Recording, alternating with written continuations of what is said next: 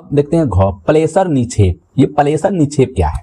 तो पहाड़ियों के आधार, जो पहाड़ होते हैं, पहाड़ियां होती हैं, जो पहाड़ होते हैं उसके नीचे आधार पर यानी उनके पैरों पर, तो पहाड़ियों के आधार तथा घाटी तल के रेत, जो दो पहाड़ों के बीच में जो घाटी होती है और उसमें रेत होते हैं, तो घाटी तल के रेत और जलोढ़ जमाव, और क्या जलोढ़ जमाव, जो जलोढ़ जो जल से लाया हुआ जितना भी बालू वालू रेत तो होता है वहां पे जो जम जाता है तो उसको जलोढ़ जमाव कहते हैं। तो जलोढ़ जमाव, तो यहाँ पे खनिज पाए जाते हैं। तो कुछ ऐसे खनिज यहाँ पे पाए जाते हैं जिन्हें निक्षेप यानी निक्षेप प्लेसर निक्षेप के नाम से जाना जाता है। इन्हें क्या बोलते हैं कि निक्षेप या प्लेसर निक्षेप के नाम से जाना जाता है।